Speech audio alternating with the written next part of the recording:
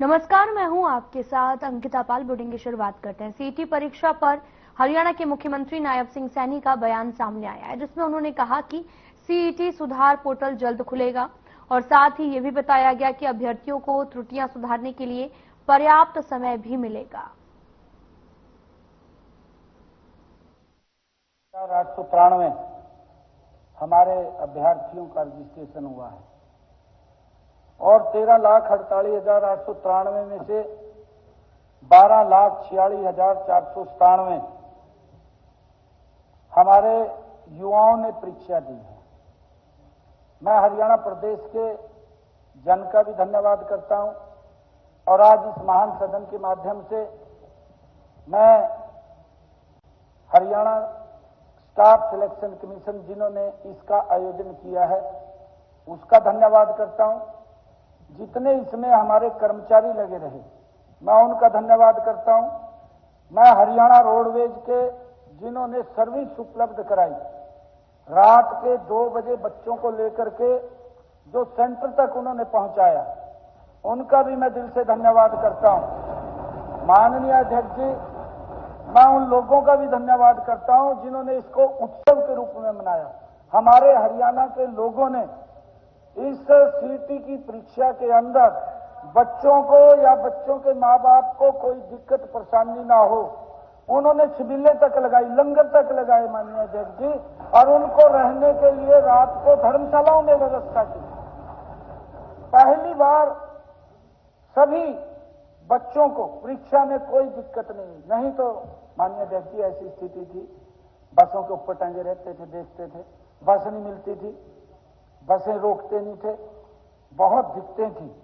परंतु पहली बार सुव्यवस्थित ढंग से, जिसकी पूरी प्रशंसा आज हरियाणा प्रदेश कर रहा है, इस सीईटी की परीक्षा की। और मुझे खुशी है बताते हुए कि कई डिस्ट्रिक्टों में ये पहली बार हुआ है कि 92% हमारे बच्चों ने परीक्षा दी है, 92% तक गया है माननीय।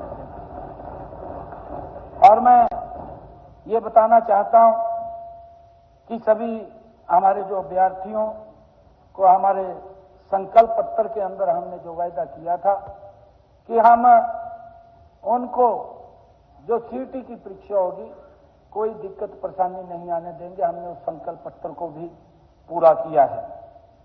माननीय अध्यक्ष जी, मैं बताना चाहूंगा कि जब भी कोई परीक्षा एक से अधिक सत्रों में की जाती है तो कई कठिनाइयां कई स्तर के ऊपर वो स्वाभाविक ही है।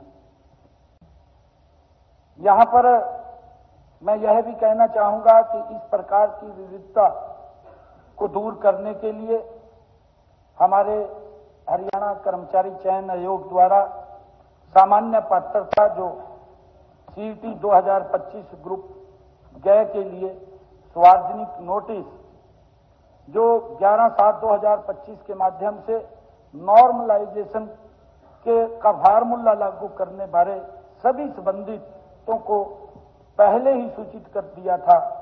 इसके अतिरिक्त यह भी सूचित किया जाता है कि वर्ष 2022 में सामान्य पात्रता परीक्षा सीईटी जो कि एनटीए द्वारा आयोजित की गई थी, उसमें भी हिदायतानुसार नॉर्मलाइजेशन का फार्मूला सुचारू रूप से लागू किया गया था।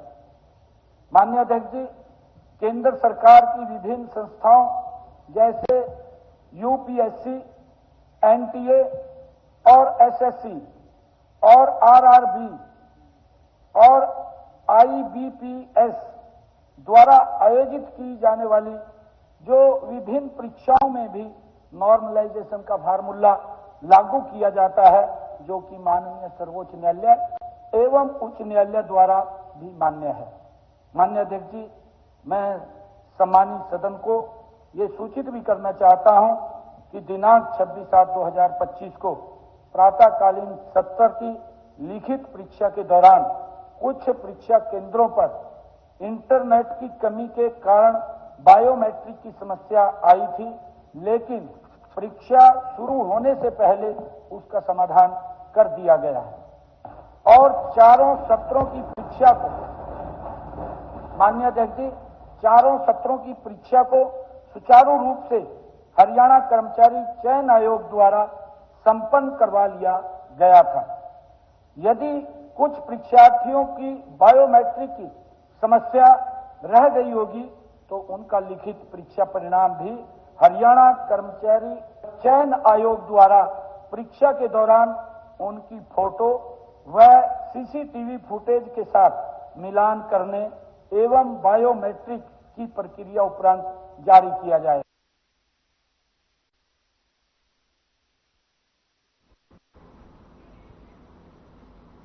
हरियाणा विधानसभा सत्र के दौरान विधानसभा स्पीकर हरविंदर कल्याण ने विधानसभा में सभी विधायकों मंत्रियों के साइकिल पर पहुंचने की उनके द्वारा की गई अपील को लेकर कहा कि इस तरीके के नशे से दूर रहने का संदेश सरकार की तरफ से समय समय पर दिया जाता है। विकसित भारत की तरफ से हम लोग आगे बढ़ रहे हैं, इससे हम नागरिक को जो है वो अपनी भूमिका निभानी होगी। हरविंदर कल्याण ने कहा कि सदन में विपक्ष के और सत्ता पक्ष सभी के सहयोग प्राप्त होता है। सत्ता पक्ष की तरफ से विपक्ष की तरफ से उठाए गए मुद्दों और सुझावों पर अमल किया जाता है।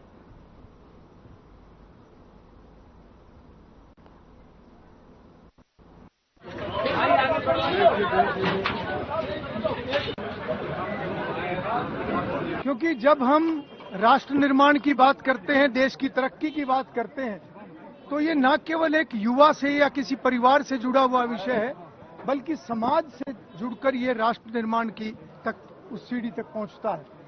और ये सही है कि कोई भी व्यक्ति, कोई भी परिवार न केवल परिश्रम, बल्कि अगर वो युवा खास तौर पर अगर नशे से दूर रहेगा तो निश्चित रूप से वो युवा भी तरक्की करेगा, परिवार भी तरक्की करेगा। और पूरा समाज के अंदर जब ये वातावरण होगा, सभी अपने स्वास्थ्य के प्रति सचेत होंगे, नशे से दूर रहेंगे, तो निश्चित रूप से राष्ट्र निर्माण की दिशा में एक बहुत महत्वपूर्ण ये कदम होता है। इस विषय में सरकार बहुत गंभीरता से कार्य कर रही है। समाज के विभिन्न वर्ग अलग अलग तरीके से समाज में जागरूकता लाने के लिए अलग अलग गतिविधियां करते हैं। हमारे साथ आज हमारे प्रदेश के मुख्यमंत्री श्री नायब सिंह जी इस यात्रा के अंदर रहे, बहुत सारे मंत्रीगण रहे, बहुत सारे विधायकगण रहे, और मैं समझता हूं ये एक संदेश पूरे समाज के लिए है। और इसी तरीके से हमने पिछले दिनों में जो युवा मामलों की एक समिति गठित की है हरियाणा विधानसभा में, जो कि इसके ऊपर मंथन करे, सरकार को और अच्छे सुझाव दे सके, जन भागीदारी इस नाते से बढ़े। तो आज का ये जो आयोजन है ये भी उसी कड़ी में का एक उदय हरियाणा के माध्यम से पूरे हरियाणा के युवाओं को, आम नागरिकों को नशे के खिलाफ जागरूक करने का निरंतर विभिन्न कार्यक्रमों के माध्यम से कार्य कर रही है। चाहे साइकिलोथॉन यात्रा हो, जिसमें लाखों की संख्या में हमारे युवाओं ने साइकिल यात्रा में भाग लिया, और चाहे हमारी मैराथन हो, जिसमें लाखों की संख्या में युवा इसमें भाग लेते हैं, और चाहे राहगिरी कार्यक्रम हो, विभिन्न इस प्रकार के कार्यक्रम कि आज हरियाणा के अंदर नशे के विरुद्ध एक जन आंदोलन खड़ा हुआ है। और हमारा युवा, हमारे नागरिक, बच्चों के माँ बाप इस मुहिम के अंदर जुड़ करके आज इसमें सहयोग कर रहे हैं। और मुझे लगातार इस बात को लेकर के कहते हुए, क्योंकि अभी पिछले दिनों हमने जो साइकिलोथॉन हिसार से शुरू किया था उसका सिरसा में समापन हुआ था, घूम करके पूरे हरियाणा प्रदेश के अंदर गई थी। कल परसों में डबवाली के अंदर गया था। हजारों की संख्या में युवा इस नशे के विरुद्ध मैराथन के अंदर उन्होंने हिस्सा लिया, और उसमें 5 किलोमीटर की मैराथन, 10 किलोमीटर की मैराथन और 20 किलोमीटर की मैराथन, हर युवा और हमारे जो वरिष्ठ नागरिक हैं उन सब ने इसके अंदर हिस्सा लिया है, महिलाओं ने हिस्सा लिया है। हमारे लिए बड़ी ये खुशी की बात है। और एक नशे के खिलाफ आम व्यक्ति एक जन आंदोलन के रूप में खड़ा हो गया। हमारी सरकार सख्ताई भी कर रही है। अगर कोई व्यक्ति इसके अंदर नशा फैलाने का काम करता है, जो ऐसे लोग हैं, उनकी जांच करके या कोई शिकायत आती है उनके खिलाफ। हरियाणा के ऊर्जा मंत्री अनिल विज ने विधानसभा में चल रहे सदन के दौरान लगाए गए एक प्रश्न का उत्तर दिया है। उन्होंने कहा कि हिसार के सेक्टर 33 में सब स्टेशन स्थापित करने के लिए सरकार द्वारा स्वीकृति प्रदान कर दी गई है, और इस संबंध में HSVP के साथ में जमीन लेने के लिए बातचीत भी की जा रही। विज ने आश्वासन देते हुए कहा कि इस माह के भीतर ऊर्जा विभाग और HSVP विभाग के अधिकारी एक साथ में बैठक करके भूमि को तय करेंगे और इसके उपरांत सब स्टेशन लगाने की प्रक्रिया आरंभ कर दी जाएगी। रूल ऑफ प्रोसीजर की धारा 50 के तहत सेम क्वेश्चन नेक्स्ट सत्र में पूछा नहीं जा सकता।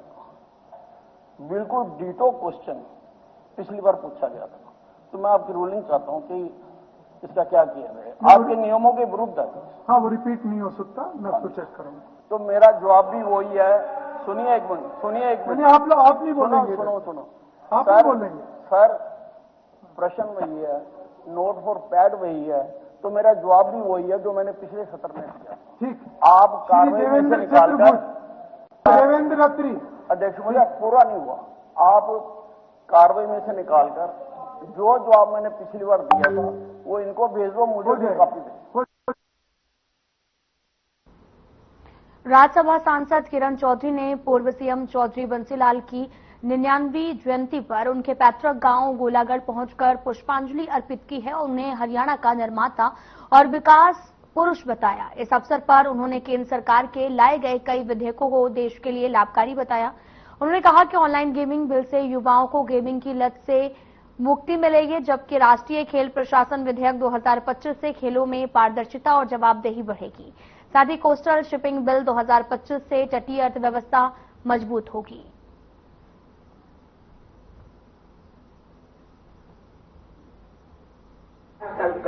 आज जो है चौधरी बंसीलाल जी एक विकास पुरुष थे और उनका नाम हमेशा हरियाणा के इतिहास में स्वर्ण अक्षरों में लिखा गया है और आने वाली जो पीढ़ियां हैं वो उनको हमेशा जो है स्मरण करेंगी, क्योंकि जब हरियाणा की बागडोर उन्होंने संभाली तब हरियाणा क्या था और उनके रहते रहते गांव-गांव के अंदर उन्होंने सड़क पहुंचाई, घर घर के अंदर लट्टू पहुंचाए और हमारे सारा ये इलाका जो है लिफ्ट इरिगेशन के जरिए जो है पानी पहुंचाया उस इलाके में। गेहूं उगी जहां पर लोगों ने कभी दाने नहीं देखे थे, वहां पर जो है ये सारे काम हुए। तो वो चौधरी बंसीलाल जी की तो सोच बहुत बहुत आगे की सोच थी, 100 साल आगे की सोचा करते थे। चाहे हॉस्पिटल हो, चाहे कॉलेजेस हो, हर एक के बारे में जो है उन्होंने पूरा काम करा हरियाणा में। और आज इसलिए हरियाणा के अंदर उनको लोह पुरुष, विकास पुरुष जो है कि वो जो है उपाधि जो से है उनको माना जाता है।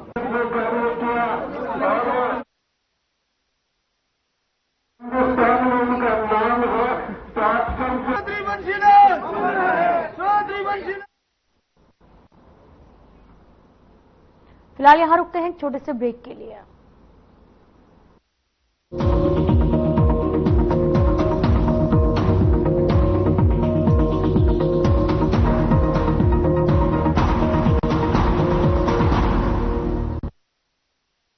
क्या रंग खिला, क्या रूप सजा, मैंने ही नहीं दुनिया ने कहा।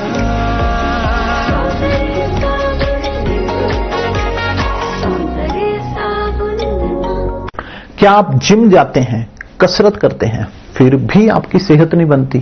काजू बादाम किशमिश मेवे प्रोटीन के डिब्बे खाते हैं फिर भी कुछ असर नहीं होता?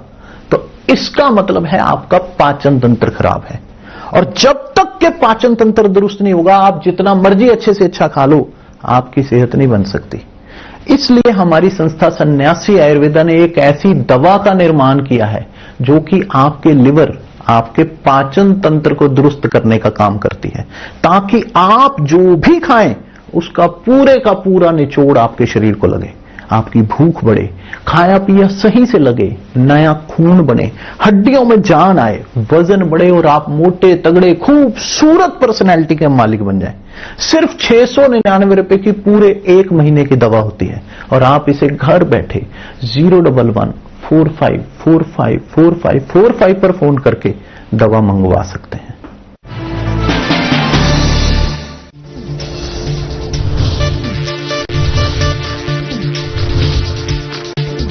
साधना इंस्टीट्यूट के छात्र हर साल नए नए जगहों पर, नए नए संस्थानों पर काम करने के लिए जाते हैं, उन्हें प्लेसमेंट मिलता है और साथ ही साथ वो संस्थानों का और साधना इंस्टीट्यूट का नाम भी रोशन करते हैं। तो अगर आप इलेक्ट्रॉनिक मीडिया, मास कम्युनिकेशन में अपना करियर बनाना चाहते हैं तो साधना इंस्टीट्यूट आपके लिए एक सबसे बढ़िया विकल्प है।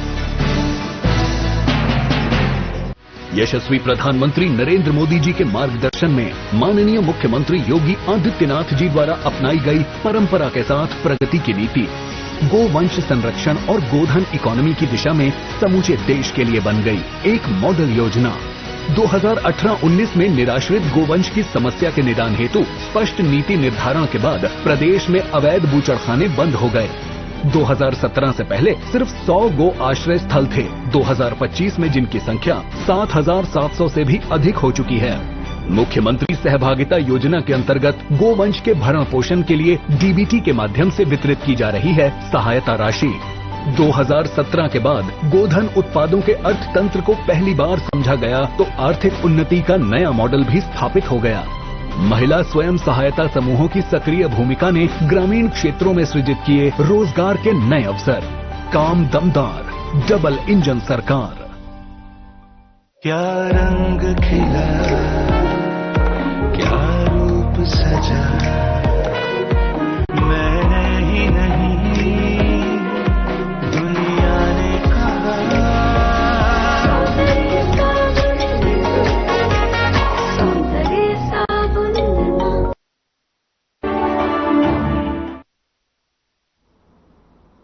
ब्रेक के बाद स्वागत है आप सभी का। रुख करते हैं खबरों की तरफ। हरियाणा के मुख्यमंत्री नायब सिंह सैनी ने 1984 सिख कत्लेआम के पीड़ित परिवारों के सदस्यों को सरकारी नौकरी के ऐलान का दिल्ली सिख गुरुद्वारा प्रबंधक कमेटी महासचिव जगदीप सिंह काहलो ने स्वागत किया है। 1984 में उस समय की प्रधानमंत्री इंदिरा गांधी के कत्ल के बाद जो सिखों का जेनोसाइड हुआ, जैसे सिखों को चुन चुन के कत्ल किया गया, तो इतने सालों के बाद दिल्ली सरकार ने, दिल्ली के एलजी साहब ने प्रधानमंत्री श्री नरेंद्र मोदी जी की पॉजिटिव सोच और उनके जो कत्ल हो गए थे उनके बच्चों को एज एजुकेशन में रिलैक्सेशन देके और सरकारी नौकरियां जो दी जा रही हैं, दे दी गई हैं और अब बाकियों की भी एप्लीकेशन जेडी और वेरिफिकेशन चल रही है। इस तरह से हरियाणा सरकार ने कल एक फैसला किया जो सीएम साहब माननीय नायब सिंह सैनी जी, जिन्होंने विधानसभा में बताया कि 121 लोगों का हरियाणा में जो कत्ल किया गया था, उनके बच्चों के लिए 121 परिवारों के बच्चों के लिए सरकारी नौकरी दी जाएगी।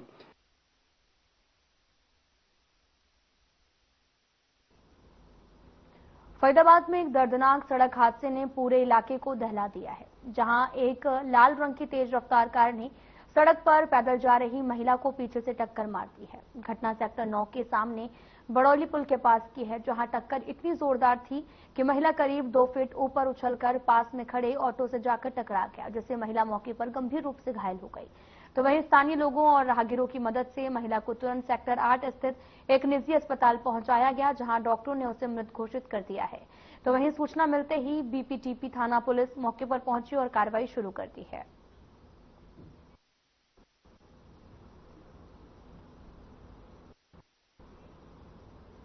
कनीना उपमंडल के गांव कोटिया में एक ऑटो चालक धर्मेंद्र के घर में घुसकर अज्ञात हमलावरों ने सो रहे ऑटो चालक पर हमला कर दिया। शीशे में से जो है वो गोली चलाई गई, जो कि ऑटो चालक के पैर में जाकर लगी है और लहूलुहान हो गया।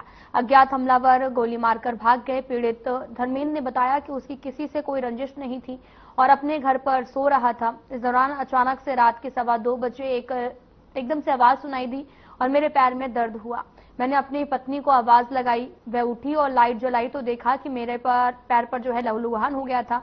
वह मुझे सरकारी अस्पताल लेकर आई, जहां अभी इलाज चल रहा है।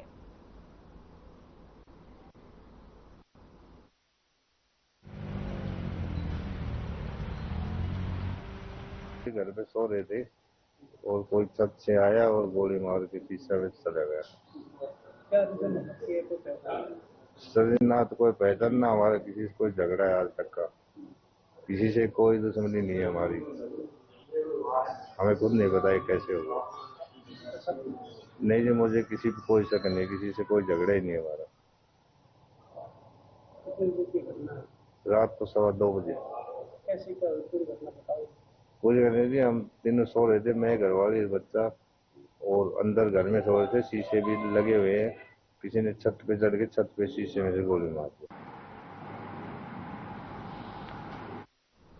बल्लभगढ़ सेक्टर 58 थाना क्षेत्र के अंतर्गत दिल्ली मथुरा आगरा हाईवे स्थित जेसीबी चौक पर एक बड़ा हादसा होते होते रह गया। जानकारी के मुताबिक बल्लभगढ़ से पलवल की तरफ जा रहा एक बड़ा ट्राला लोहे की भारी भरकम प्लेट लेकर जो है वो हाईवे से गुजर रहा था। जैसे ही ट्राला फ्लाईओवर क्रॉस करके रेड लाइट की ओर बढ़ा, तभी अचानक से ट्राले पर बंधी हुई बेल्ट टूट गई और प्लेटें हाईवे पर गिरकर बिखर गई। तो वहीं अचानक प्लेटें गिरने से हाईवे पर पीछे से आ रहे वाहन चालकों ने फौरन ब्रेक लगाकर अपनी गाड़ियों को रोक लिया।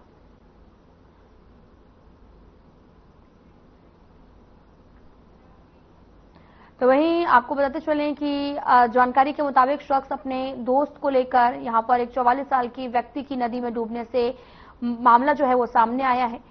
तो तस्वीरें आपको दिखा रहे हैं जो कि फरीदाबाद से हैं, जहां पर बल्लभगढ़ क्षेत्र के गांव मंझाबली के पास यमुना नदी में एक दर्दनाक हादसा हो गया। यहां 44 साल के व्यक्ति की नदी में डूबने से मौत हो गई।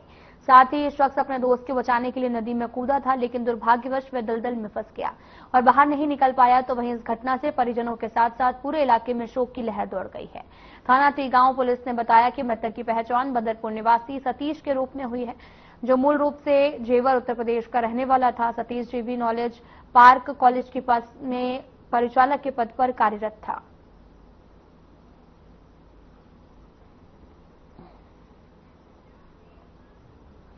खबर नोहर से है, जहां पत्रकार मांगीलाल नायक पर हुए हमले का मामला तूल पकड़ता जा रहा। इस कातिलाना हमले के विरोध में क्षेत्र के पत्रकार भी अब सड़कों पर उतर आए हैं। इसी कड़ी में पत्रकारों की एक बैठक का संयुक्त दरअसल संघर्ष समिति के बैनर तले सेन धर्मशाला में आयोजित हुई। वरिष्ठ पत्रकार विद्याधर मिश्रा और राजकुमार नागल के नेतृत्व में हुई और इस बैठक में पत्रकारों ने मांगीलाल नायक और उसके परिजनों पर कातिलाना हमले का गहरा आक्रोश जताया है।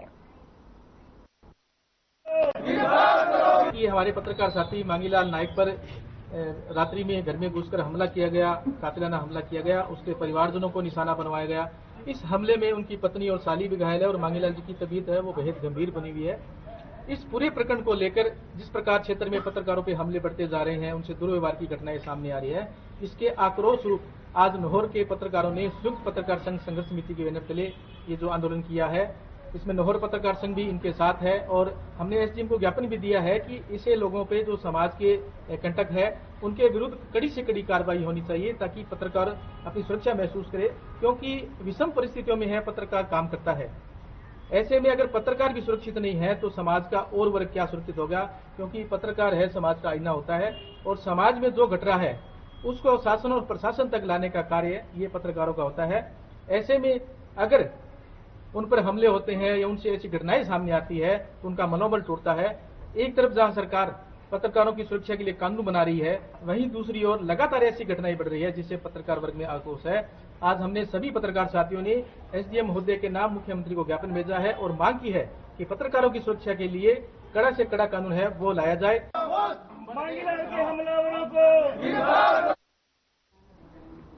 तो अंतर्राष्ट्रीय गिरोह के 10 साइबर आरोपियों के मामले में जिला पुलिस कप्तान वरुण सिंगला के प्रेस वार्ता की। इस दौरान इन्वेस्टमेंट के नाम पर हुए डबल करने के नाम पर 10 आरोपियों को गिरफ्तार किया गया है और इस तरह से अपने नेटवर्क को चला रहा था।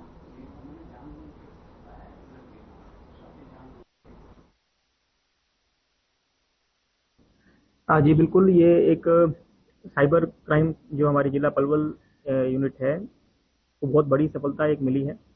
इसमें एक हर्ष कुमार पुत्र रवि प्रकाश निवासी मानपुर है, उनकी शिकायत पर उनको 21 जुलाई की उनकी एक शिकायत है एनसीआरपी पोर्टल पे आई थी, जिसमें 10,000 रुपए की ठगी कि उन्होंने इन्वेस्टमेंट के नाम पर जो है उसकी शिकायत की थी, जिस पर पुलिस द्वारा जांच की जा रही थी। और इसके अंदर हमें एक बड़ी सफलता मिलते हुए हमने बिहार के अंदर 10 लोगों का एक कॉल सेंटर जो चल रहा था उसका जो है भंडाफोड़ किया है और उसको पकड़ा है हमने। उसमें जो आरोपी हैं उसमें पूछताछ करने पर सामने आया कि उनमें से एक नेपाल से है, 6 राजस्थान। हर साल की तरह इस साल भी देश भर के साथ साथ हरियाणा के रेवाड़ी में गणेशोत्सव की तैयारियां और गणपति जी के स्वागत को लेकर लोग बड़े उत्साहित हैं, जिन्होंने इस पर्व में 2 महीने पूर्व भी अपने घरों और मंदिरों में स्थापना के लिए बप्पा की आकर्षक प्रतिमाएं बुक कर ली हैं। तैयार तो अब रंग पेंट करके फिर बाद में फिनिशिंग वगैरह सब अलग अलग करनी पड़ती है ना। जैसे पहले वो मूर्ति बना दी, उसके बाद में रिपेयरिंग कर दिया, उसके बाद में साइनिंग वगैरह सारी चीज करने के बाद में फिर बाद में इनको डिस्टम्बर देते। बचपन से माँ बापों ने सिखाया, बचपन से यहाँ से काम करते हैं। पूरा परिवार साथ में या मिलके रहता है, मिलके काम करते हैं। ये पीओपी की ज्यादा पसंद करते हैं, मिट्टी वाली कम लेते हैं, उनके पैसे। ये पीओपी की मूर्ति बनाते हैं और मिट्टी की भी मूर्ति बनाते हैं। लोग ज्यादा करके पीओपी वाली मूर्ति पसंद करते हैं क्योंकि इनका कलरफुल होता है। मिट्टी वाली मूर्ति में कलर थोड़ा कम होता है, शाइनिंग नहीं देती है। वो धीरे धीरे घुलती है पानी में। मिट्टी वाली मूर्ति थोड़ी जल्दी घुल जाती है, ये टाइम लेके घुलती है। लोग पैसे दे। तो शाम में अचानक हुई बारिश के बाद क्षेत्र में तेज बारिश का दौर शुरू हो गया, जिसके चलते आम लोगों को गर्मी से उमस से राहत मिली। साथ ही इस बार मानसून का मौसम काफी अच्छा था, इसलिए जुलाई महीने में उम्मीद से भी ज्यादा बारिश हुई थी। लेकिन जैसे ही अगस्त का महीना शुरू हुआ, बादल आने जाने का दौर तो जारी रहा, लेकिन बारिश नहीं हुई।